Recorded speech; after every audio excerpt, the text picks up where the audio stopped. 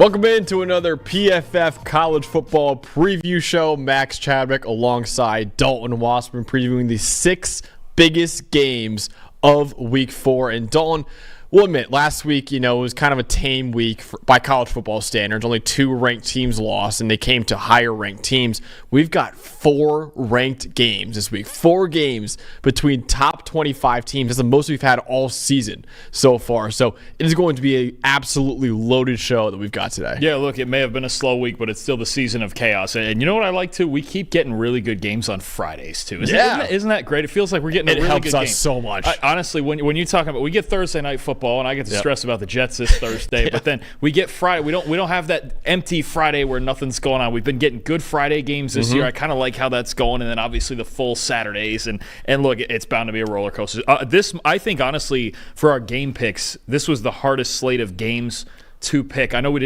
not going to end up differing a whole lot maybe, but I still think there's a lot of tight games in this slate. Things are about to get wild. Yeah, absolutely. Just to recap how we've done so far this season, you and I are currently tied with a 15-3 record in our 18 game picks that we've done so far this season. So I might have to start taking the money line for our picks, man. We've been doing a pretty good job of nailing these games. Yeah. I mean, you have to just. Of course, we're gonna go 0-6 this week. Then. Yeah, no, that's what's gonna happen because now, no, I really do. I think now is starting the weeks where I make some of these picks and I feel kind of uneasy about a lot of them. Honestly, there's only 1 or 2 of these 6 games we're doing that I feel like really good about, and even then, there's some flaws. And so it feels like, and we saw it with Georgia last week.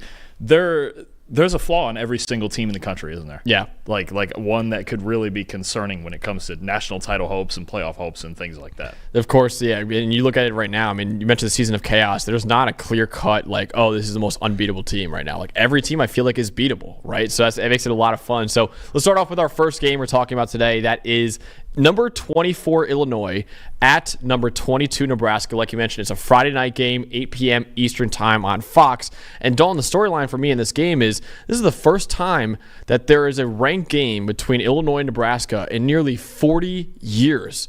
This is the 22nd all-time meeting between the Fighting Illini and the Cornhuskers, and the first time that they're both in the top 25 when they've met since 1985. Illinois is ranked for the first time in 2 years, first 3-0 start for the Fighting Illini since the 2011 season. Nebraska is in the top 25 for the first time in 5 years with their first 3-0 start since 2016. So it's been a very long time. It's been, 13 years for Illinois since they've been 3-0. It's been 8 years for Nebraska since they've been 3-0. Really, the winner of this game continues its ascension in the Big Ten, while the loser kind of gets a bucket of ice water dumped on their hot start so far. Yeah, a little bit, but they've both earned these rankings, right? Nebraska's played really well in every game they've played in. Obviously, true freshman Dylan Raiola has been solid, and they've got a really good, well-rounded team. And Illinois has been a bit of a surprise. They hosted Kansas and upset them. Was it 2 Fridays ago? Last Friday it was, right? They upset Kansas, and they just too gritty. It's a Big Ten West game. You got 2 gritty teams with 2 good defenses, and they're finding enough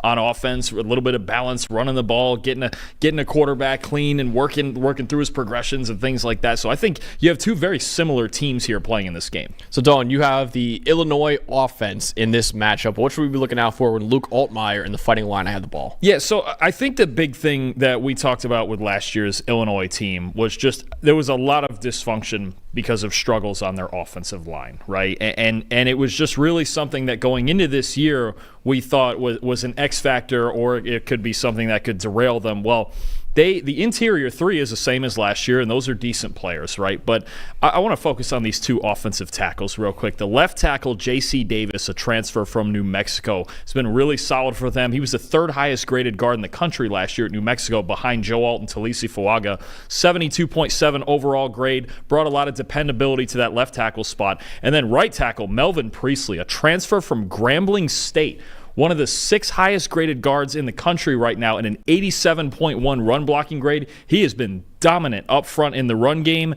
down blocks, pulling to the outside. They are getting behind the right side of this offensive line and running the ball. And you mentioned Altmaier, the difference in pass protection this year, because honestly, when I watched Altmaier last year, he wasn't one of these quarterbacks that turns the ball over a lot. He's not super inaccurate. Like when he's back there and he's clean, He's not bad. He can move a little bit. He's got a good arm. He can throw outside the numbers. Altmaier's a good player who wasn't protected enough last year. And the one complaint that I really had about him and Illinois' offense was just too many sacks. Yep. Way too many sacks. I think he was in the top 5 or 10 of sacks taken, even though he missed 3 games last year with injury. And he ended up getting a concussion and missing the final 3 games because he was sacked and hit his head on the turf and all of that. But they look a lot better because this offensive line situation is just more stable with Davis and Priestley at the 2 tackle spots. This is a different offense. Now they can run the ball. Altmaier can work it outside some, and you could just feel the difference when you're watching their tape, even without looking at the numbers.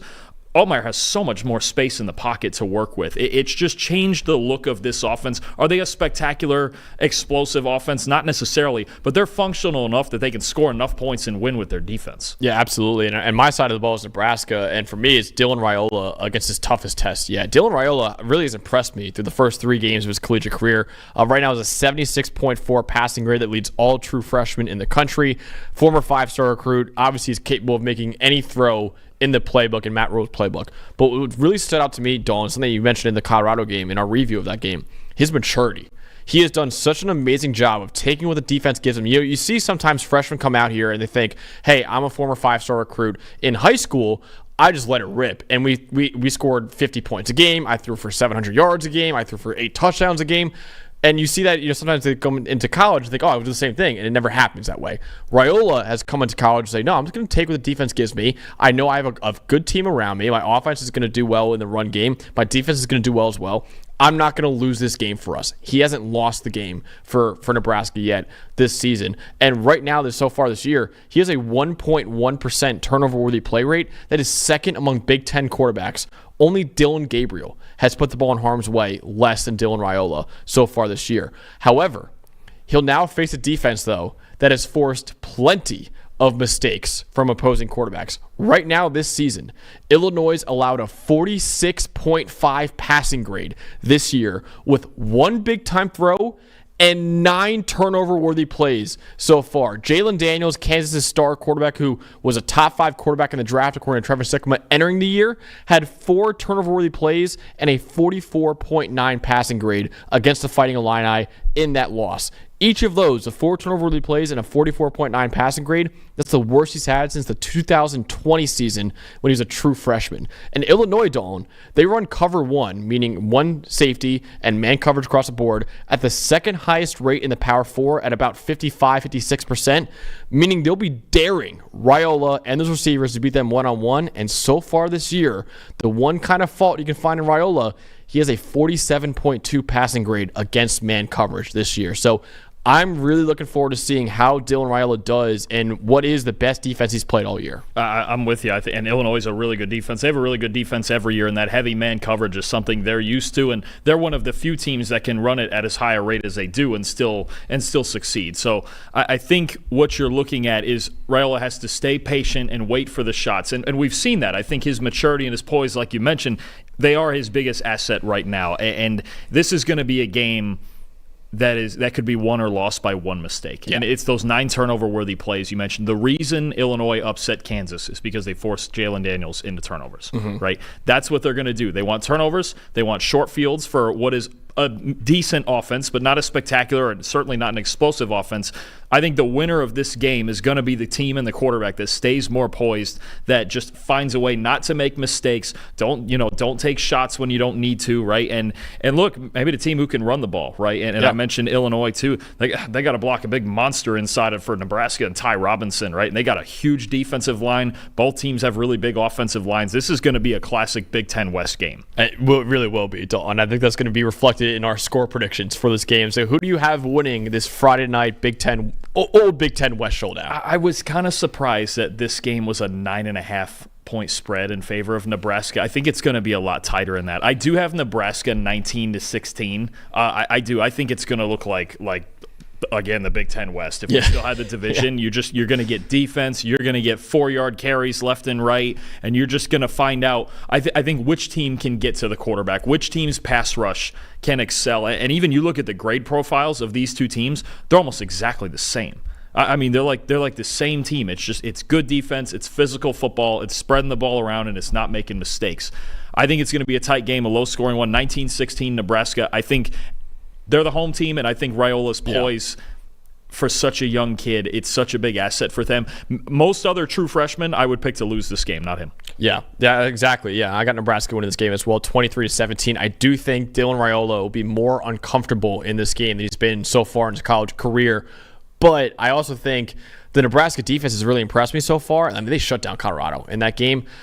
I don't think the Fighting Illini are going to get enough from their offense to ultimately pull off the upset. So if the Fighting Illini put up, say, 24, 25 points, I'm like, oh, wow, they have a really good shot at winning this game. But I just don't think Luke Altmaier and that offense will do enough to ultimately pull off the upset, even though I think the Illinois defense will show up and do well against Nebraska in that game. So both have Nebraska winning in a low-scoring game.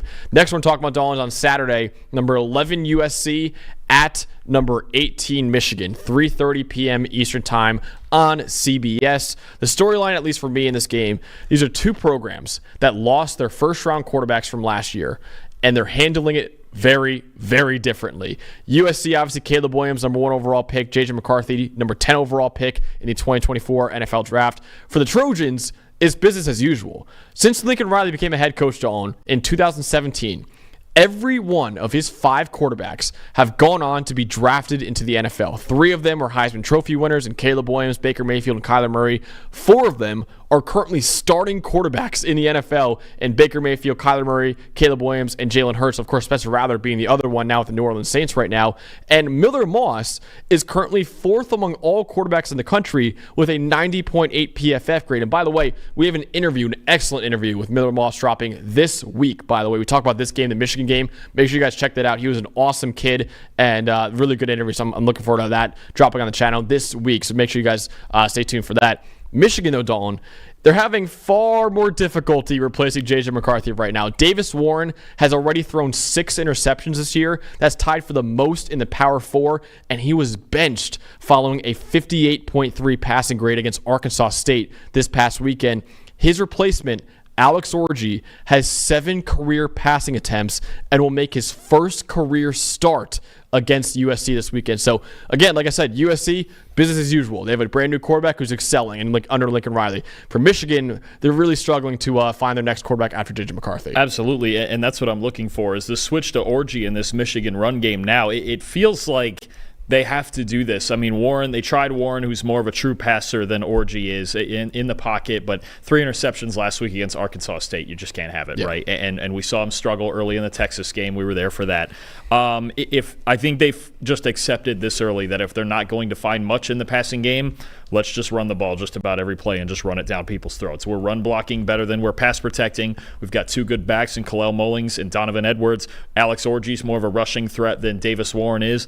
They almost have to do this just because they can't throw the football. There is nothing in their passing game that's working. They got a big first game out of Colston Loveland. He's their only credible threat out there, and maybe they can still find some play action work to him. But right now, the entire Michigan passing game is pretty dysfunctional. So you look now at this matchup versus USC, and you're getting a USC run D that's pretty improved. Last year, they were 60th in the Power 5 in EPA per rush allowed. This year, the 35th, closer to average. And honestly, if you have a Lincoln Riley offense and an average defense, you're going to win a lot of football games. Yeah. You just can't be as bad as they were last year. They're tackling better. They're fitting things better. Still some things to work on. They don't have a whole lot of superstar talent in their front 7, but they're playing a lot better. And one thing I'm looking for is D'Anton Lynn. There's not too many college coaches that go to this anymore. Illinois does it, actually, but 5-man front. And Lynn kind of swaps between a 5-man and a 4-man front. And from what I've seen, especially in that LSU game, when they get in that 5-man front, they're a lot better in run defense. There's just less space. You have more gaps being filled right off rip. I think that's the matchup. I think USC is going to throw a lot of 5-man front at them. Michigan's going to run. I don't think they're going to throw the ball more than 10 times in this game. And Alex Orji, you mentioned those 7 pass attempts. He has yet to complete a pass over 5 air yards in his career.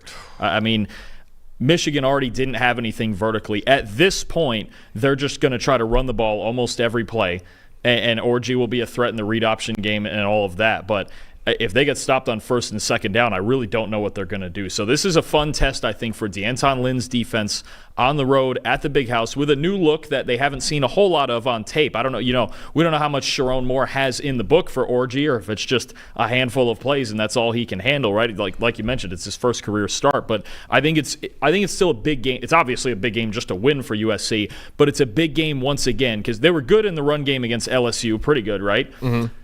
But LSU's not a running team. This is a team. This is a running team. This is a team that has to run the football to win.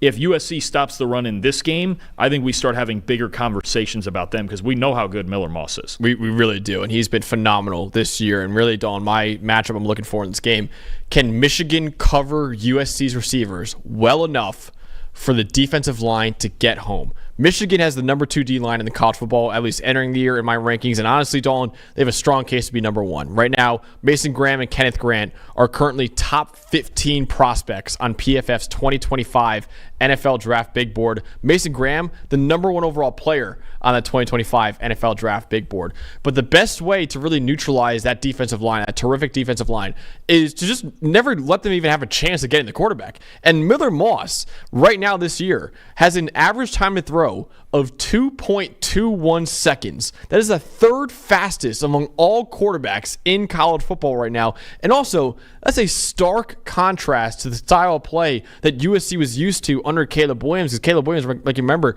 is just a guy who's going to make magic happen outside structure, hold on to the ball forever. Miller Moss is not doing that. He's running Lincoln Riley's offense with precise timing and precise accuracy. So really, Michigan in this game is going to need their defensive backs to cover USC's receivers long enough to let Mason Graham and Kenneth Grant and the Wolverines' other star pass rushers like Josiah Stewart and such to get home. And Will Johnson, I will say, is a superstar.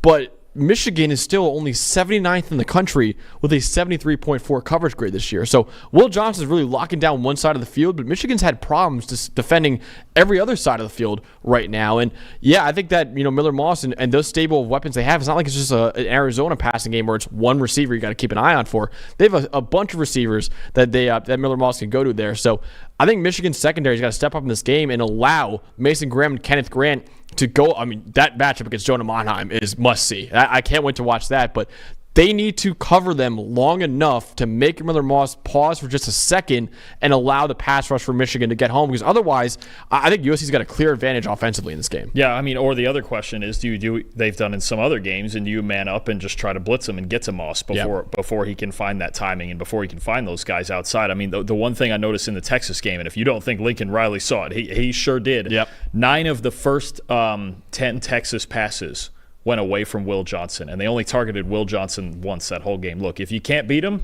then don't. Yeah. Then don't even try it. Just go to the other side, attack somebody else, attack linebackers, work play action. Just don't bother. Don't bother with Will Johnson. He's best corner in the country. There's really not a point in throwing at him over and over and over, right? And they don't really. I wouldn't say, for as much talent as they have at receiver, I wouldn't say that there's a guy that's going to go out there one-on-one and beat Will Johnson. It's not worth it. But I think Lincoln Riley he probably is very intrigued in that Texas tape that we saw from a couple of weeks ago, that the strategy was 2 things. 1, don't throw at Will Johnson, and get into tempo, because this Michigan D-line, you mentioned it, it's really, really good. It's a top 3 unit in the country, but it's not as deep as it was last year. And those guys, when Texas started going in hurry up, they started to wear out a little bit. We could see it from the press box. Honestly, Graham and Grant, it was either they're out there tired, or the backups come in and there's a big drop-off from those 2 guys. So I would expect Lincoln Riley to look long and hard at that Texas tape for this game. I love, that was one thing that really impressed me in that Texas game with Steve Sarkisian. Whenever Graham and Grant were out,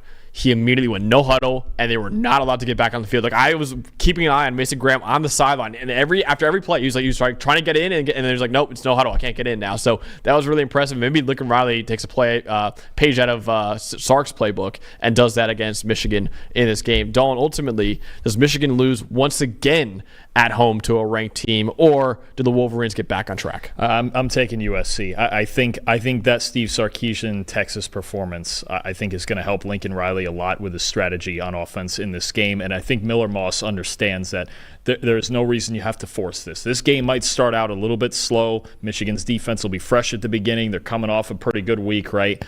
this is a moment where USC, they just have to understand the game that they're in. And Michigan is one-dimensional. That's actually the biggest thing for me. They're just one-dimensional. Last week, they ran for 309 yards on Arkansas State. They're going to have to do that again this week. And how many weeks against big-time teams can you run for 300 yards, right? Yeah. USC is not Arkansas State, right? And this is the problem right now with Michigan's quarterback situation is if you're incapable of throwing the ball, well, obviously you make a defense's life really, really easy. So I've got USC 27, Michigan 17. I think USC just, like we mentioned kind of in the LSU game too, Lincoln Riley's going to find points. He's going to find just enough points, even if it's not 45 or 50. And I think Miller Moss's accuracy and decision-making is a big difference when you talk about playing a defense this good. Absolutely. Yeah, I got USC in this game as well. I got 28-20. I just think, like you said, Michigan's uncertainty under center is going to be too much to overcome offensively in this game. And I think on the other side, too, I think that USC has a little bit of advantage with Miller Moss and how quickly he gets rid of that football. I think he's going to be able to find a whole stable of weapons in this game, not just rely on one receiver. And I think USC ultimately will beat Michigan 28-20 in this game. And Michigan drops their second game of the season. They haven't lost twice in a season, Dalton, since I believe the 2021 season, I believe. Yeah, so it's been a long time since Michigan's had 2 losses in a year, and they're going to have 2 losses in their first 4 games of the entire season, in our opinion at least. So I'm looking forward to that game. It should be a lot of fun. Another game we're looking forward to at 3:30 is Georgia Tech at number 19 Louisville. Like I said, 3:30 p.m. on ESPN2. The really storyline to know in this game, this is Louisville's first true test of the entire season. We've always been high on the Cardinals. We had Louisville number 17 in our preseason top 25, even though they started the year unranked in the AP poll. And right now they're number 14 in our top 25, which is 5 spots ahead of where they are for the Associated Press. But as impressive as they've looked, and of course we want to be right about them, even will admit they haven't really played the best competition so far this year. They beat Austin Peay, which is an FCS school, and Jacksonville State, who's currently 0-3 after losses to Coastal Carolina and Eastern Michigan, in addition to Louisville. And Georgia Tech, not only is that the first Power 4 team that Louisville's playing this year, they're also 3-1 on the season, and they were ranked just a couple weeks ago as well. So I'm really looking forward to seeing a team that we were very high on, a lot higher than the consensus, Dalton, in Louisville. First true test of the season, were we right about the Cardinals, or was the AP and other voters more right about them than we were? Yeah, this is a huge game for the ACC standings, right? I mean, these are 2 really good teams. I think this is going to be a tight game. You've got some different styles of things happening here, right? Georgia Tech in the run game, we've talked plenty about that already. The loss to Syracuse was a bit concerning, but Syracuse appears to be pretty good also with your Heisman favorite Kyle McCord out there. Yeah. It's the top of this conference is still very interesting. I don't know if there will be more than one bid, so this is a huge game when it comes to the standings. And Georgia Tech really just they don't want to afford a second conference loss this early in the season. Definitely. So, Dawn, you have the Louisville offense in the game. So what should we be looking out for when Tyler Shuck and the Cardinals have the ball? So this was the first time we've talked about them this year, with in any extent, and I just wanted to see in general just what does this look like, right? They lost a lot of pieces. They lost Jack Plummer, they lost Jawar Jordan, they lost Isaac Garendo, Jamari Thrash. Like those 4 guys were their whole offense last year. So I'm like, all right, let's flip it on and see what they're doing. Maybe something different. It doesn't look any different. It's just this is what they do. They run the ball. They've got a bunch of running backs that can run the ball. They currently lead the nation in rushing grade. Wow. At 92.4. They lead the entire country in rushing grade. And what do? They do exactly with Tyler Shuck, the same things they did with Jack Plummer. They run heavy play action. He's got the 4th highest play action rate in the country right now. And they throw the ball deep over the top to get those safeties moving, right? If they come up, throw it over their heads. If they sit back, run the football. It's just about Jeff Brom controlling safeties. So Tyler Shuck, play action, throw the football deep. Georgia Tech, talked about their improved defense, right? Very much improved in the run game. Mm-hmm. Giving up too many explosive plays in the passing game. It was a problem last year, and we saw it in the Syracuse game. Yep. Kyle McCord was ripping the ball downfield on him left and right? And you look at this secondary, especially at safety. That's really the biggest problem right now. Is their safeties are just, again, they're too easily controlled. They bite up on play action. So since the start of last year, they're 73rd as a team in coverage grade against play action, and they're 96 against the deep ball. This is exactly where Louisville wants to get to. Run the football, bring safeties up. Don't make Tyler Shuck drop back and throw it in a traditional sense. And I think there is a danger here if Georgia Tech does get ahead in this game and Shuck has to bring them back, because I don't think that's just like it was with Jack Plummer. That's not the plan, right? Yeah. That's not the plan. This is not a team that wants to drop back and throw the football. Tyler Shuck is a good player. He's not an elite player. You don't want him to carry your offense. Run the ball, take shots and play action, get after these Georgia Tech safeties. And if they take a few shots over the top, because even last year, play action, I believe they were 10 of 13 against Georgia Tech in play action last year. Mm-hmm. All of their best plays through the air last year against Georgia Tech in week 1, that high-flying shootout they played, all were play action. Straight drop back, Louisville didn't have a whole lot going. So if they're a bit unpredictable, if they can run the ball well early and then get into the deep shots, they're going to be fine on offense in this game. Definitely. And they're even without Colin Lacey right now. And I'm a huge fan of Colin Lacey. He's been out the whole season, going to be out for probably a few more weeks as well. But when they get him back, that offense can really be really dangerous for Louisville. My matchup to watch when Georgia Tech has the ball is, okay, how does Louisville handle Haynes King this year? The bread and butter of the Yellow Jackets offense is their option run game with Jamal Haynes and Haynes King. Georgia Tech runs the ball on 52% of their plays this year, averaging 5.6 yards per carry. So while you see that run game and you see how dynamic they are in the run game, you would theoretically think, okay, the defense is going to have to force more defenders in the box, but you still must respect Haynes King as a passer. You see right there, 84.7 passing grade this year, so he's doing really well as a passer as well. And last year, Dalton, they played in the first game of the season, and Louisville had some difficulty defending Georgia Tech. Louisville had one of the best defenses in America, but they allowed 34 points to the Yellow Jackets last year in a 39-34 win for Louisville. And the Yellow Jackets last year had 17 plays in that game that went for at least 10 yards. That was tied for the most that Louisville allowed in game all of last year. So Georgia Tech really, when I watched the tape back from that last year's game, they utilized every blade of grass as they could. As Haynes King had a combined 366 yards of total offense for Haynes King in that game. The Cardinals are doing really well stopping the run with a 91.8 run defense grade. But again, looking at the strength of schedule, they've yet to face an offense as dynamic as the Yellow Jackets have. And since this Georgia Tech offense really, in a lot of ways, is kind of similar to what they had last year, it stands to reason that, hey, Haynes King could once again have success against the Yellow Jackets like he did against the Cardinals, like he did last year. Yeah, absolutely. This is a really dangerous offense. We know this. Their offense didn't lose them that Syracuse game either, right? No. When they get into, and Haynes King is starting to heat up a little bit. I know in that Florida State game he was relatively quiet and they ran the ball that whole game, but we've seen it before. We've seen it last year. When Haynes King gets hot, this offense gets two-dimensional, and they're really, really dangerous. So I'm with you. I think these are two dangerous offenses. I think they both have some strengths in their defense, but they can be manipulated a bit. This is a tight game. I would not be shocked if either team won this game. Absolutely not. So, Dawn, who is winning this first true test for the Cardinals? The big thing for me, just enough, is I think I trust Louisville's defense just a little bit more. They've got some transfer guys in there, but I think Ashton Gelati's the best player on the field. Yeah. I really do. I think he's going to play. He was good in the pass rush game last year. He had 5 pressures, I think, in that game. Quincy Riley out there at corner, and I think as long as they don't get caught up in all of the influence and everything Georgia Tech does in the option game, I do think it's another high-scoring game. I have Louisville 34 and Georgia Tech 31. I think you're going to see a lot of points. I think Louisville's defense is just a little bit better. And from what we've seen from Georgia Tech's safety so far, I'm a little worried if Tyler Shuck has enough time in the pocket to get the ball over the top, especially to Ja'Cory Brooks, who's been their best receiver so far. I think the balance in Louisville's offense, and I think their defense is going to make just enough stops to get away with this one. Yeah, listen, there's a 10-point spread right now. I don't agree with that. I'm with you. I think Georgia Tech's going to keep it closer, but I still have Louisville winning this game 31-27. I think Haynes King and that offense for Georgia Tech is going to give Louisville all it can handle, but ultimately I think the Louisville Cardinals are able to survive their first real test of the entire season. And I think I agree with you that Louisville defense I trust more than the Georgia Tech defense right now. I think they'll make just enough stops to win this game. I'm interested in the dynamic of this game though, because it is their first real game. We saw this with Missouri last week, right? Missouri playing their first real game against Boston College, and it took them a bit to get rolling, right? They were down 14-3 in that game, and it took some punches. And it's a similar offense. It's a little more wide open, but a similar offense to that Tech runs to BC, where there's a lot of quarterback run, a lot of triple option, all of that stuff, and sometimes it takes a little bit for a team who just had first of all, Louisville just had a week off, right? Yep. And they played 2 teams that they were just so much better than.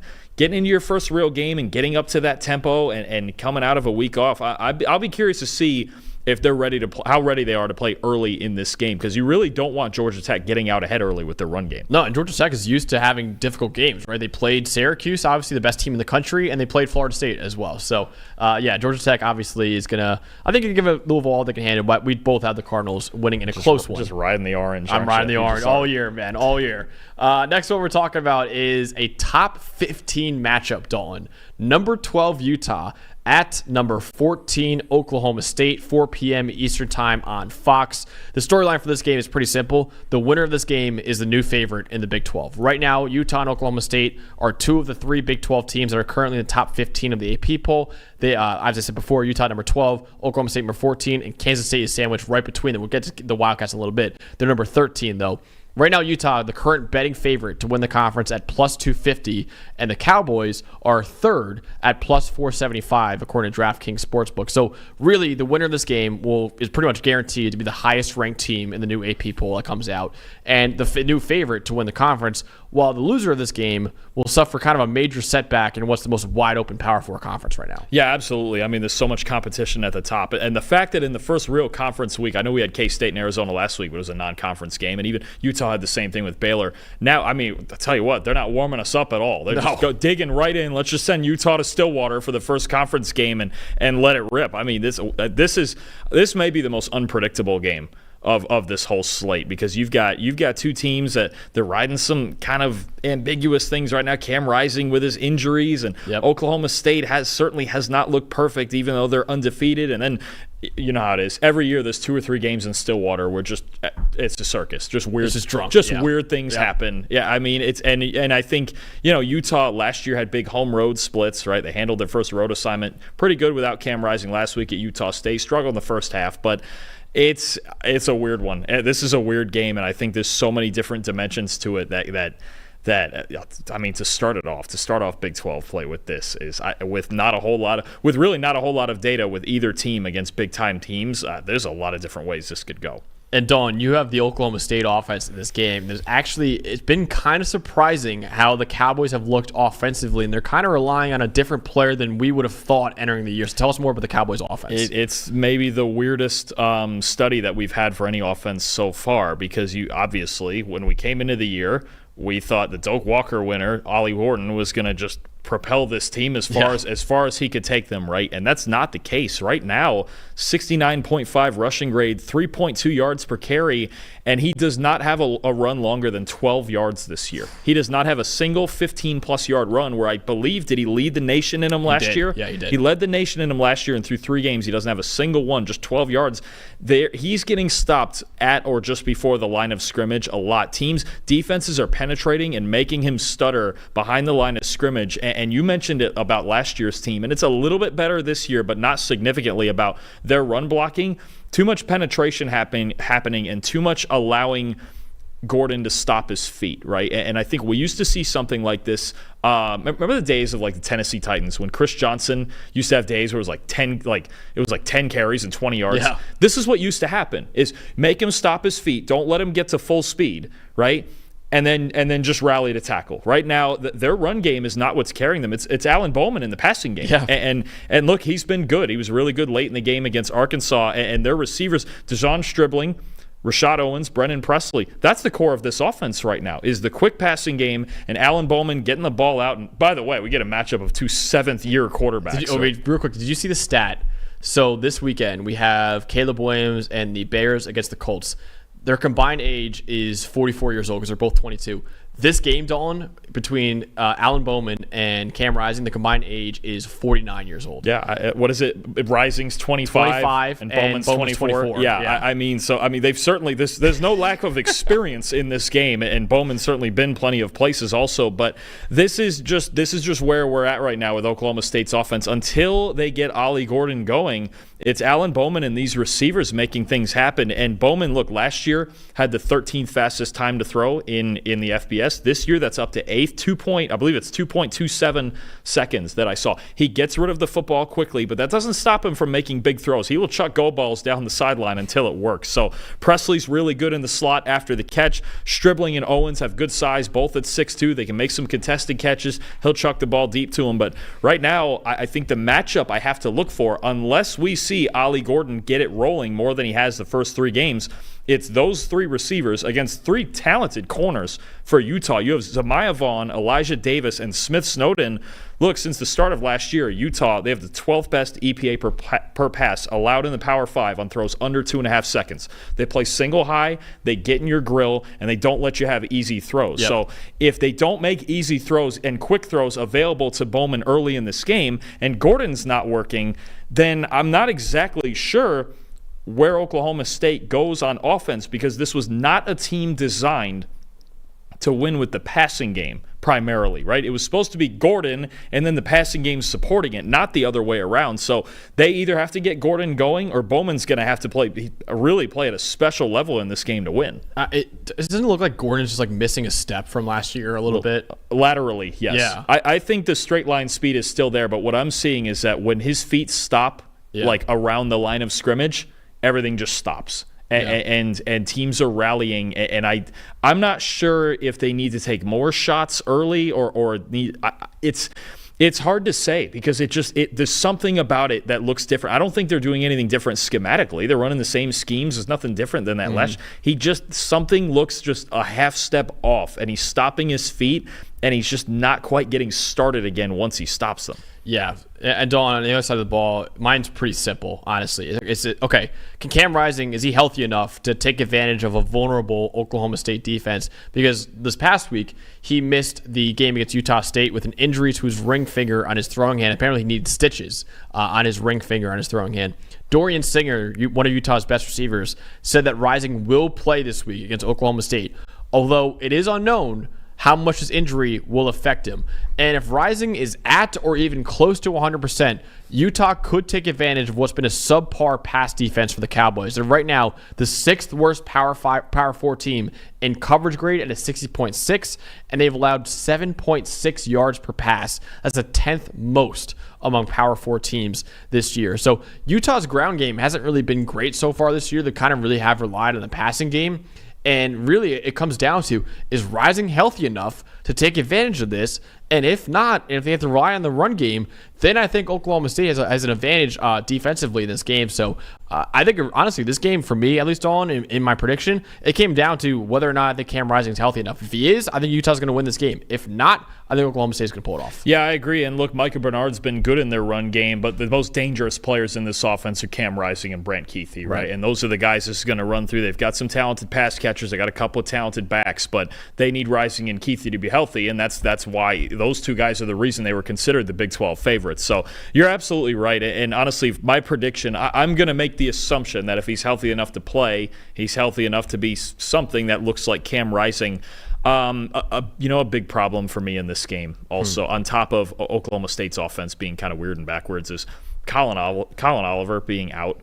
And they moved him back to the edge, and he was by far their best pass rusher. To not have him on this defense is a real problem. And the more I kind of went into this game thinking I was going to pick Oklahoma State, and I just, if they don't get Ollie going and Colin Oliver's out, and we've kind of seen, especially even in the run game, we saw their defense looked against Arkansas. They should not have won that game. They got statistically dominated against Arkansas, and there's just something that made me uncomfortable about if I was going to pick Oklahoma State in this. So I have Utah 30-26. I still think it could be an absolute circus. You know, these games in Stillwater go. These are two of the best coaches in the country, by the way, too. Whittingham and Gundy. I mean, they just always – these are two coaches that get their teams always to play above their talent level. But I think there's a lot of challenges for Oklahoma State in this game. And if it just comes down to Alan Bowman has to be special to win this game and maybe their biggest game of the year, for me, that's hard to bet on. I just can't do it. And he's been good. It's not that he hasn't been good. He was decent last year. I think he's been good, and he won him the Arkansas game, and he's got him to 3-0 and without much of a running game. But I think the time is ticking on that. They have to get Ollie Gordon going, and if he's going to play like he's been playing the first 3 games, I have to pick Utah. It also just feels like if Ollie Gordon's going to get it going, it's not going to be against Utah, right? Utah's defense, how well coached they are. It's not like they're not going to be a defense. I think even with his struggles, if you're Kyle Whittingham, you still load the box and stop him. Easily. You make sure this is not the week. Okay, if Alan Bowman beats me in my corners and my good group of corners, fine. Then he got us. Yeah. You still can't, even though he's struggling, don't poke the bear. Yeah. Don't let him wake up against you, because 200 yards can come at any time, and you don't want it to be this week. And then wasn't it the 4th game of the year where Ollie first started breaking out, right? Wasn't the first 3 games? So it's Ollie's season now? Now it's Ollie's season? He just doesn't exist in the first 3 games, honestly. So I think that's what happens. But no, I think I'm with you. I think Utah's going to win this game. I have 28-27. And the reason why I have it at 1-point game, Dawn, I have zero idea what Cam Rising looks like. That is a tough injury to have for a quarterback on your ring finger, on your throwing hand. And again, if that injury significantly affects his passing ability, I think Oklahoma State's going to win this game. But if not, I think the Utes are going to pull out the game. So that's why I have it as a 1-point game, because I just truly don't know what that health is like for Cam Rising. And also since Stillwater, we know how drunk games get there. We saw the Arkansas game already that screwed me over in my upset pick. So I'm really looking forward to this game, and I think it's going to be coming down to the wire, honestly. I think it's going to be one of the best games of the entire weekend. Another top 15 showdown that we have, Dalton, is number 6 Tennessee at number 15 Oklahoma, 7:30 p.m. Eastern time on ABC. Storyline for me, and you'll get into it in just a second, Dawn. Can Oklahoma show some signs of life offensively against a red-hot Tennessee defense and a red-hot Tennessee team? Honestly, right now Oklahoma's 3-0, but they haven't looked great specifically on offense. Second lowest offensive grade in the Power 4, only ahead of UCLA. They also have the worst receiving grade in the Power 4, worst run blocking grade in the Power 4, and they're below average in passing grade, rushing grade, and pass block grade. They don't do a single thing above average in terms of grades on offense right now. Tennessee, meanwhile, has outscored his opponents by an average of 64 points per game, including a 41-point victory over NC State. The Volunteers, Dolan, have only given up 13 points all season through their first 3 games, and they have one of the 10 highest graded defenses in the country so far. And what's so crazy about that is that James Pierce Jr., their superstar pass rusher, has practically done nothing through 3 games so far, and Tennessee is still dominating on defense. So you get into it right now, Dawn. I mean, this first conference game for Oklahoma as a member of the SEC will show just how much concern there should be for this offense. Yeah, and look, if you're going to join the SEC and play in it every year, you better be good in the trenches. And Oklahoma's struggling right now. It's a combination of ineffectiveness and a lot of injuries. I mean, they lose Branson Hickman 10 snaps into the season. They've got injuries left and right on their offensive line. You've talked about the injuries to their receiving core as well. But right now, Oklahoma has the lowest graded offensive line in the Power 5, which is shocking. And we knew it was a new unit with 5 new starters, but it got derailed quickly. Last week against Tulane, only one of their 5 preseason projected starters was playing the position they started in week 1. They've got guys moving around. They've got guys in and out of the lineup. They're rotating through centers with Hickman out. It's a real problem. And the Tennessee D-line, one of the big questions for both of us this year with Tennessee was, outside of James Pierce Jr., what do we have? Yep. Who can help me? Who can help me when James Pierce Jr. is inevitably triple teamed this year? And it's completely upside down. Pierce has gotten off to really a pedestrian start. I don't even know if he has a pressure through 3 games. I gotta look. It's not at all what we saw last year, but Tennessee still has the 8th best D-line in the country. Yeah. They have found this depth, and if Pierce ever got it going, we talk about this defensive line as being really, really dangerous. You have guys like Amari Thomas and Dominic Bailey rushing the passer, Tyree West, Josh Joseph in the run game. They've got a suddenly really deep defensive line. We may have been wondering, okay, who's the Tyler Barron, right? Tyler Barron left. He was clearly the number 2 guy last year off the other edge, or second best pass rusher, but a really good one. There is like 6 or 7 other guys who are producing for Tennessee right now, and if they're going to be this deep, and eventually we're going to get James Pierce going, maybe it's this week for James Pierce, because this Oklahoma offensive line, I feel for him, because it was already a brand new unit coming into the year with a lot of transfers, a lot of guys leaving, and now a lot of injuries. If this is the week James Pierce gets going, I think Oklahoma already has a problem with as well as the units playing, but if Pierce gets it rolling, this is a problem. And Jackson Arnold has some of the biggest clean pocket and pressured splits in the country right now. It's the combination of those things could be really dangerous for Arnold and Oklahoma's offense. So Pierce right now has 0 sacks on the year, 6 pressures, about a 21% pressure rate, which is actually pretty good, but a 68.5 pass rushing grade now. Starting to maybe heat up a little bit. Yeah, a little bit. Boy, if this was a game that he took over, then you start talking about Tennessee, because this development on defense and their defensive line, and I'll even say their running game on offense, if the more well-rounded Tennessee is, the better shot they have to make the playoff. Absolutely. Definitely. And yeah, shout out Drake Holiday in the chat right now, who made a great point that Nick Anderson, one of Oklahoma's best receivers, is actually going to hopefully be back for this game. So like I said, they have the worst receiving grade in the Power 4 right now. With Nick Anderson coming back, this should really help. He's a really good player, so that should really help. They need, because right now for the first 3 weeks, it's just been Arnold and Deion Burks. Yeah, and that's it. Anderson would be a huge addition just to have somebody else other than Burks that can make a play. And Dalton, the whole thing is, I don't even think it's on Arnold too much. I mean, Arnold hasn't looked great so far. I mean, there's a lot. When you talk about no chance back there. When you talk about lowest graded O-line in the Power 5 and the lowest receiving grade, that's a quarterback's worst nightmare. Yeah. I mean, you feel bad for him watching it, and I know they've won their first 3 games, and it's weird to take this sky is falling approach, even though they're 3-0, but I mean, the Houston game especially. I mean, and Houston got whacked by UNLV the week before that. Offensively, look, they need to catch up to their defense, because it's really their defense that's gotten them to this point. Yeah. Dalton, my big match I'm looking for when Tennessee has the football in this game. Can Oklahoma limit the big plays from Nico Iamaleava? Right now, if you really look at this Tennessee offense, and after the first game of the year, we're like, oh yeah, Nico's going to be the driving force of this offense. He actually hasn't been. Dylan Sampson, who we mentioned as a breakout player for this year preseason, he's been the star of the Volunteers offense so far. He averages 7.9 yards per carry. That is 5th among all running backs in the country. But the problem is, Oklahoma's defense is outstanding at defending the run right now. They are currently 2nd in the FBS with a 92.5 run defense grade and only allow 3 yards per carry. So it stands to reason that Dylan Sampson won't be able to carry this Tennessee offense to victory. In all likelihood, the Volunteers are going to need Nico Iamaleava to carry this offense in order to pull off this road victory. And he's kind of, week 1 he was great. He's kind of been able to rest on his laurels a little bit, Dawn, in the last couple of weeks. Over the last 2 weeks, he has a 56 passing grade with 2 big-time throws and 3 turnover-worthy plays. Of course, obviously, they've killed the competition. They killed NC State and they killed Kent State. He hasn't needed to be the guy. He will need to be the guy in this game against that Oklahoma defense. And that Oklahoma defense, Dawn, has only allowed a 58.4 grade against quarterbacks this year.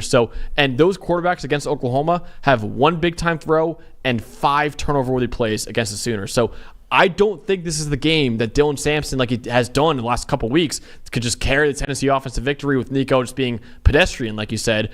I think Nico's got to step up in this game, and he's going to have to be the star player of this Tennessee offense in order for them to win this game. It's a double-edged sword, and I think, I'll tell you what, Danny Stutzman chasing down Dylan Sampson is going to be fun to watch, right? Stutzman's going to have a huge role in this game, but I think it's the double-edged sword with Tennessee right now, where they've dominated these first 3 games, and they haven't all played their best football. And you think about it, I mean, you go, Iamaleava has been decent these last 2 weeks. And Pierce has done nothing. The 2 biggest names on their team have not done a whole lot through 3 weeks. And they're winning by 63 points a game. And they're winning by a whole lot every week. So this is a matchup for Oklahoma. I think an early turnover would help them a lot in getting their defense in rhythm, because you do not want Tennessee getting to this tempo. And if Nico finds a rhythm, good luck, because the balance that they have on this offense and even on this team right now makes Tennessee a real force. Absolutely. So Dalton, who is winning this top 15 showdown in Norman in Oklahoma's first ever game against an SEC opponent as a member of the SEC? I think Tennessee's rolling. Yeah. I think Oklahoma has a lot of problems on offense that you don't fix in 1 week, and you don't fix it in 1 week against a team like this that's playing like this. And I know Nico, it's a big moment. It's the biggest moment so far for him in his career at Oklahoma. Big game, night game, right? Yep. 7 o'clock, 8 o'clock, something like that. I just think Tennessee has so many weapons, and even despite not playing, it's weird to say they've played B+, A- football, and they've won by 60 a week. I just think it's too much. I do. I think this offensive line issue for Oklahoma, they need their off. Anytime, if you're playing Tennessee, you can stop them. Maybe you can hold them to 30, but you need your offense to be dynamic. And right now, Oklahoma's isn't. I have Tennessee 45 and Oklahoma 23. Wow. I think they're going to go in there. I think this is a statement game for Tennessee. I think they're that team. We've talked about 5 teams in the SEC in the preseason especially that are heavy playoff contenders. Georgia, Ole Miss, Bama, Missouri, and I'm already missing the Texas. fifth. And Texas, the number one team in the country. And the number one team in the country, Texas. That's right. There's so many. Tennessee was that team I was kind of looking at as like, that might be the 6th one, maybe. Not that all 6 would make the playoff, I don't think. Yeah. But well, maybe considering the rank. What is it? 6 of the top 7 right now? I think it is. SEC? Yeah. I think it is. Maybe they all make it. But Tennessee, this is the first step towards ascension into that group, I think. And the NC State win was really impressive, but I think the SEC and the top half of the SEC is a different level of competition than NC State. But I think they make that statement. I think Oklahoma's struggles on offense can't be fixed overnight right now. I'm with you. I think Tennessee's going to roll in this game as well. I don't think it's going to be a 22-point game. I have it actually half that. I have it as an 11-point game. I got Tennessee winning this game 31-20. I think that Oklahoma offense I have serious questions about right now. And this is not the defense that you're going to get right against, right? With that Tennessee defense playing as well as they have. So that offense is going to struggle to find their footing once again. And Nico Iamaleava makes enough plays for Tennessee to pull off their 2nd ranked win of the season if they beat Oklahoma in this game, Dawn. And I want to shout out Trick or Treat 123 in the chat right now. Great point. Josh Heupel revenge game. Josh Heupel was the Oklahoma offensive coordinator about 9 years ago, and he got fired. And I think he's got something up his sleeve now. So if Tennessee, you might be right. If Tennessee gets out to a big lead in this game, he's going to keep that foot on the gas and try to embarrass his former employer. I get your margin. I'm a little surprised you went. That feels like a low score to me. 31 feels a little low for me for Tennessee after they put up 51 on NC State. I think I don't mind a 10, 11-point margin, but I like the Oklahoma defense. That's it is a good unit, and it's the main reason they're 3-0 along with Deion Burks, he's had a great start. So I mean, it's tough. Do we have Eli on here? Does Eli want to tell us? Does Eli want to tell us about his Volunteers? How's he feeling going into this? Feeling pretty good. I'm excited. Gonna need Nico to step up. That was kind of my key to the game is. If Nico can return back to week 1 form, I feel really good about it. What's the final score, Eli? Final score, I don't know what the over-under is. I like Tennessee -7. I think they cover. I'm going to go, it's 57.5 is the over-under. Okay. So I'm going to go Tennessee 33, and I will go Oklahoma 24. 33-24. That's close. Going right at it. I respect it. He's attacking the over/under. He went from Tennessee by 1 million against NC State, which actually came true. He was right about that. Yeah, so now he's being a little more cautious. All right, 9-point game. He might be onto something. There's still got a young quarterback. First road environment like that. We'll see where it goes. Absolutely. So Dawn, final game we're talking about today is number 13 Kansas State at BYU. Is a late one, 10:30 p.m. Eastern time on ESPN. Storyline for this game is, okay, is BYU a Big 12 contender or not? Because so far, they've been one of the bigger surprises in college football. BYU entered the season with a win total set at just 4.5. They're 3-0 at the start of the year right now. They're 2 wins away from surpassing their preseason win total, and they beat Southern Illinois, SMU, which was a shocker to us. We were actually in Ann Arbor when they beat SMU, and we couldn't believe it, and Wyoming. So not necessarily the best competition so far, but still impressive that BYU's 3-0 when they were expected to be 4-8 or 5-7, right? So BYU now has a real chance to prove, hey, we are legitimate against Kansas State that just dominated number 20 Arizona, our Big 12 championship pick at Arizona, dominated them this past weekend. If the Cougars pull off the upset, all of a sudden, in a wide-open Big 12 that feels like we have 8 teams that could win it, now BYU joins the mix as a team that can win it as well, and they will surely enter the top 25 and, like I said, be one of the top Big 12 contenders all of a sudden, even though we never thought of BYU as being even remotely a contender in this Big 12. Yeah, I mean, if you're going to be the best, beat the best, right? And BYU is not among the set of teams we know when we talked about in the preseason, Utah and Arizona and K-State, Oklahoma State, even teams like UCF or maybe Kansas. That's not happening now, but they weren't in that set of teams, right? And they had a rough year last year. They've had a rough couple of years. Was last year their first year in the Big 12? Yes. Yeah. So I mean, most of the teams they had a tough adjustment getting to a bigger conference like that. So definitely they look better right now. They absolutely look better than they did last year. But this is a big step up, especially after what K-State did to Arizona last week. So Dawn, I want to hear about this BYU offense from you in just a second. But first, we need to talk about Jake Retzlaff a little bit, because Jake Retzlaff in the first game of the year, ESPN put up a graphic of his motivation for this year. And if you could see, what he has on his phone right there, Dalton, is Dalton Wasserman's Big 12 quarterback rankings. And on that ranking, you had Jake Retzlaff as the worst quarterback in the Big 12. So he actually kept the receipts and is saying, that is my motivation, is to prove you, Dalton Wasserman, wrong this year. So tell me about Jake Retzlaff. What have you seen from him this year compared to last year? And what should Kansas State defensively try to do against him? No, I mean, I appreciate that. Look, and I made preseason, I made a ranking of all 70 Power 5 quarterbacks, and a lot of it was, it was mainly based on, for the vast majority of the guys, what you've already done in your career, right? Yep. And Retzlaff started, 3 or 4 games last year, and he struggled through them, as did the whole BYU team. But look, tough job this summer. It's really, the offense is all about him, because he had a quarterback competition with Gary Bohannon, who started at 2 different schools and very easily could have started at third had they chosen him. But Retzlaff, he had a good summer, won the job, and he's been good through 3 games, right? So I think for me in this game, what it is for him, there's a split right now. There's a hard split between when he's facing a standard rush and when he's facing a blitz. Okay, so I'll start with him against non-blitzes. Okay, 73.4 passing grade in his career, 7 big-time throws, 5 turnover-worthy plays, and he's played good football. The biggest strength with Retzlaff is when he's clean, he's attacking down the middle of the field. He can throw terrific balls, 10-plus yards, 20-plus yards down the middle of the field. That's where he likes to attack, up the seams, deep posts, things like that. That's where BYU wants to get in their passing game, is down the middle of the field. He just needs to be clean enough. The problem so far has been when he gets blitzed and there's that extra pressure, he's letting go of the ball early, right? And you get a 36 passing grade in his career, 1 big-time throw, 9 turnover-worthy plays. It's a heavy split. Now, the interesting part to this, from a scheme standpoint, K-State is not known as a blitzing team. Yeah. They send standard rushes. Last year, they were the 8th. They had the 8th lowest pass blitz rate in the Power 5. This year, it's the 4th lowest. They don't blitz. So Retzlaff is going to have opportunities in this game, if that holds, to make those throws down the middle of the field. He's also their leading rusher, right? So you can look.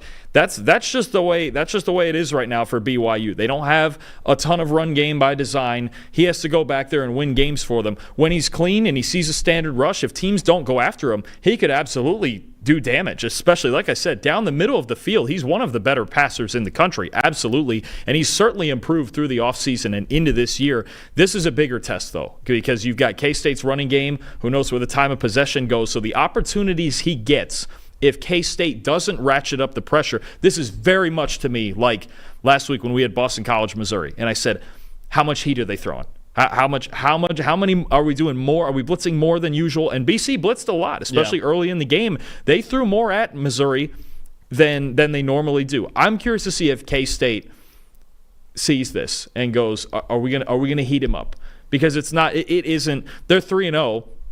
But you don't see, there's not a ton of dynamic talent on this BYU offense. It's really about Retzlaff directing traffic, staying clean, and taking shots down the middle of the field. And if, again, K-State usually on defense is very, very conservative. If they stay that way, he does have a chance to succeed in this game. And Dalton, the other side of the ball, it's can BYU get Kansas State into obvious passing situations. Right now, Kansas State's offense is pretty predicated on their 3-headed monster in the run game. Right now, Kansas State tied for 5th in America with 7.3 yards per carry, and they're second in the country with 28% of their runs going for at least 10 yards this season. Right now, Avery Johnson has 200 rushing yards on the year. That is 4th among Power 4 quarterbacks. DJ Giddens is 10th among Power 4 running backs with 324 yards. He's one of the better running backs in the country. Defenses also must account for Dylan Edwards, who has 9 broken tackles on only 15 carries this year. He's a really electric player for them. BYU's done a pretty good job of stopping the run with a top 25 run defense grade in the country. They've only allowed 4.2 yards per carry as well. However, though, I will say, BYU has allowed 213 rushing yards from opposing quarterbacks this year. So they've had a little bit of an issue defending the quarterback run through 3 games this year. That's a big time problem against one of the best mobile quarterbacks in the country in Avery Johnson. I think for BYU to pull off the upset in this game, get them into 3rd and 6 or more. If you could do that and Avery Johnson has to drop back as a passer, BYU can maybe win this game. But if Kansas State is rattling off like 6-7 yard runs a pop, then I don't know if BYU's defense is going to be able to stop this run game for them. No, you mentioned, I think you hit it exactly on the head on that side of the ball. What they need to do, there's two things that need to happen in this game for BYU to win it. Discipline and winning on early downs on defense. You just mentioned, you get him to 3rd and 8, you stand a chance. Avery Johnson is not the most refined passer yet. He's getting better, but he's getting better week to week and getting better slowly, right? He's not the most dynamic passer and making full field reads and doing all those things. Most of his best throws right now are coming one read by design where we need you to throw the football, right? This run game is the key, as always, for K-State. We mentioned it last week with Arizona. Not a statement game. It's the same way they play every week, and I expect the same out of them this week. So they need discipline and to win on early downs on defense, and I'll be honest with you, I think they need Retzloff to play just about a perfect game. And the big thing is again, I mentioned against the Blitz, those 9 turnover-worthy plays in his career. He can't give the ball away under pressure. You can't put the ball away you can't put the ball in danger, I should say, when you're under pressure. So if they keep him clean, and again, he can take those shots down the middle of the field, they've got a shot. There is a path here. It's a tough path. I won't because more so because K-State's just really darn good. I mean, they're legitimately right now one of the 15 best teams in the country. And anytime, I know it's at home, and the funny thing is you think about playing BYU's like at high altitude and all of that, right? And you think about trying to get a team in here and wear them down, but K-State is kind of the team that wears everybody else down, right? And so I don't know that it works against a team like K-State as much as it would somebody else going in there. And BYU's run game is not quite up to the speed of their passing game either.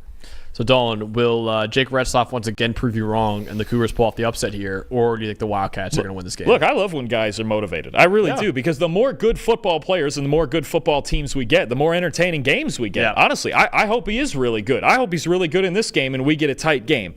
Honest prediction, I've got K-State 35, BYU 20. I just think K-State's style is so tried and true, and they're so good. And I think BYU could very well still have a good season, still make a bowl game. He absolutely looks better than last year. He would certainly, like that list right there, based on the way he's played through at least 3 games, he would move up that list certainly a couple spots. Yeah, he's played better than last year, and he won the competition, and clearly he's rightfully won that competition because, again, they could have given the job to Bohannon. He's a veteran. He's been around a long time. He's seen a lot of football. He's played, he played at Baylor. Did he win a Big 12 title at Baylor? Or was it in the Big 12 title game? Might have been in the Big 12 title game. Did he get hurt in that game? Was he the starting quarterback, though? I'm not sure. I don't remember if he... Shapen? It might have been Shapen. I almost feel like Bohannon got hurt. Yeah. I forget how... Well, he had that shoulder injury. That's why he's not playing. He didn't play at all last year. Yeah, at USF. Yeah, I mean... and even shoulder injury. Even at USF, there were moments where it was like, man, this guy's still pretty good. And Retzloff beat him out, and he's been playing well. But I think just because of how difficult this task is and how good K-State is and the momentum they're rolling, they were just spectacular last week. I mean, there's no other way about it. And they were spectacular in all the ways that they wanted to be, right? I think K-State's style of ball is too tried and true. I think they're really darn good. I've got them 35-20 in this game. BYU, there is a path for them to put up a fight, but I think K-State is just too good for this task for BYU. Yeah, I think the BYU start 3-0 is great, and they beat SMU, who we really liked entering the year. But at the same time, SMU doesn't look great, and they beat Southern Illinois, who's an FCS school, and Wyoming has been horrible to start the year, to put it lightly, honestly. So I just don't know how real this is for BYU. I got Kansas State winning this as well, 31-17. Don't be wrong, BYU is better than what I thought they were going to be. Coming into the year, I did not think they're making a bowl game. Now I'm like, okay, I think they will make a bowl game now at the 3-0 start. But I think Avery Johnson's legs is going to be too much for BYU to handle. They're going to lead them to victory.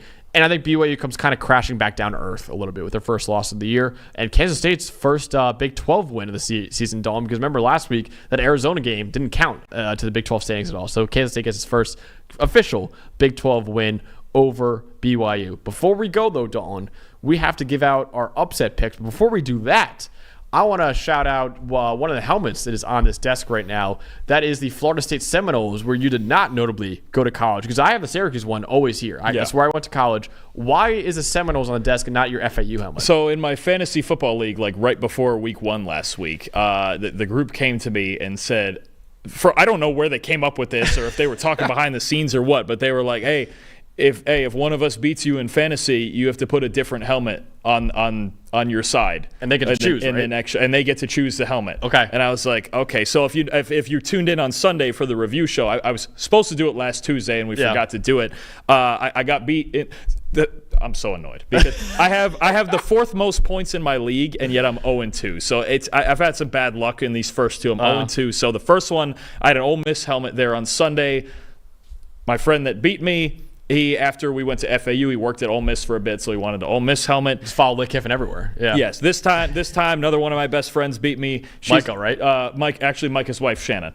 Oh, okay. But they're both Florida State fans, and I hit her up, and I was like, okay, you win. Which helmet do you want? Of course, she goes Florida State. Sure. So, let me transition real quick. So if you see a different helmet other than the FAU helmet, I lost in fantasy that week. You can laugh in the chat, do whatever you want. It's fine. Props to Micah and Shannon for sticking through that. But yeah, I was so glad it was about an hour before the show, she told me, oh yeah, Florida State. And I was doing my upset pick earlier. Oh no! Oh, don't do it to I'm her. glad she did it. Don't do it I'm so to her. glad. I have to do it to them. They're two of my best friends, but I have to do it to them. I'm taking Cal over Florida State. Wow. Plus 110. It's tight. It's only like a 2.5, 3-point spread. 0-4. Yeah. I don't actually. Based on what we've seen, Max, why is Florida State favored? I agree. Why are they favored? I almost took this Even game. Memphis went in there last week and was clearly the better team than them. Yep. And look, I'm not trying to pile on Florida State at all. And again, it's a good segue just for what I happen to pick as my upset pick with the helmet and at least I can take my revenge out from the fantasy football loss. But no, I mean I saw there was several of them I looked at. I thought about Kansas over Westphal maybe. There was a few others. I thought about East Carolina maybe over Liberty. That's I think going to be a fun game. But I just don't. I saw Florida State favored over Cal, who just went into Auburn 2 weeks ago and won at Auburn. Yeah. And Fernando Mendoza's playing really good football early. Another guy who was in a competition with Chandler Rogers and he won it. And he's 3-0 and he's playing well. I'm not sure how Florida State gets favored against almost anybody right now, the way they're playing on offense. Dude. I had to. And then it worked as the perfect segue from the helmet thing. So Florida State, I mean, we know where they're at right now. And you know, you lose to Memphis. And Memphis is a good team, don't get me wrong. But again, for the most part in that game, Memphis looked like clearly the better team. And Florida State, they're the only team in the bottom 5 of the Power 5 right now in offensive and defensive grade. Oh my gosh. They're the only ones. So I know 0-4 is rough, and I'm not at all trying to pile on, but I just don't know why they're favored against a team in Cal who's pretty good. Yeah, I can't remember the last time a preseason top 10 team started 0-3, let alone 0-4. Is it Cal's first ACC game? Ooh, good question. I don't. Is this their first ever ACC game at Florida State? They made them take like one of the longest trips ever for their first conference game. Yeah, because they played UC Davis, then Auburn, then San Diego State. So yeah, this is the first ACC game. First, then I'm taking Cal. Even better, I'm taking Cal to win their first ever ACC game, starting 1-0. Yeah, Cal's really been impressive so far, honestly. And they actually that Auburn game, I was surprised by because Jay Knott had 11 rushing yards in that game, and they still beat Auburn. Mendoza, he's been good. Balling. He's been really good. A little more consistent than he was last year. I will go with mine. I am going with Coastal. By the way, just to update the standings, Dalton has 102 points in the year. He got his week 1 right. Eli is 314 points in the year. I have a goose egg. I still have 0. I haven't hit a single one. So if you're watching this right now, and I know the whole point of this is to give you guys someone to bet on, an underdog. Don't take his. Bet the favorite in my games. I cannot hit a freaking upset to save my life right now, man. So the Arkansas one was tough. Oh my gosh. That was real tough. Oh my gosh. I might not hit one all year. I got Coastal Carolina plus 136 over Virginia in this one. So bet Virginia if you want it in this game. I like Anthony Calandria. He's a good player. But I think Coastal Carolina is a pretty good team. And I think they are I think 136 is pretty juicy. Virginia just lost by 14 to Maryland this past weekend. I think Coastal Carolina, with their 3-0 start to the year, they beat Jacksonville State by 28 points. They beat Temple by 8 points. I know it's tough. It is a home game for Coastal Carolina as well, which I think is big. That's a big thing. Sometimes you got to just take the home dogs, right? Yeah. And Ethan Vasco's been pretty. I know Grayson McCall's that's big shoes to fill down there at Coastal, but Vasco's done a nice job. Exactly. So I think plus 136, that was juicy enough for me to all right, you know what, I'll take a shot on the Chanticleers in this one against Virginia. Eli, our producer, who is, again, pretty far ahead of us with 314 points in the year. He's hit 2 of them, right? I think he's hit 2 of his 3. Yeah, I believe so. And a couple. So you've hit 1 of 3, and I've hit 0-3. Eli with 314 points. Eli, what is your upset pick of the week? We are fading the state of Virginia and West Virginia. I am going Kansas over West Virginia. They just had a massive loss, kind of a meltdown If we're being honest, they lost a 10-point lead in the last 5 minutes, I think, of last week's game. And I think Kansas can look to take advantage, and especially at 114. Give me the Jayhawks. I love it. I thought about that one. It's hard to think. Look, Jalen Daniels has really struggled the last 2 games. The loss to Illinois and the UNLV loss last Friday. I think extra day of rest. Get Jalen. We've never seen Jalen Daniels be as bad as he was in these 2 games, right? So I think 3 in a row would be hard to fathom, and West Virginia's secondary is struggling a lot more than we thought it would. It's the worst defense in the Power 4 right now. It's awful. It's ugly, awful. and there's they're just not. They're having a hard time preventing big plays, and anytime it's shocking to me also in that game, and we love those 2 teams coming into the season. One of them is going to be 1-3. We said it before. I can't believe we're doing 6 games for week 4. I would say Kansas West Va is a lock to be one of the 6 games that we're previewing if you have the preseason. And the fact that we're not talking about it is nuts. You've got one team really struggling on defense and another team struggling with turnovers, and it's a weird mix when you think about it that way. But it's.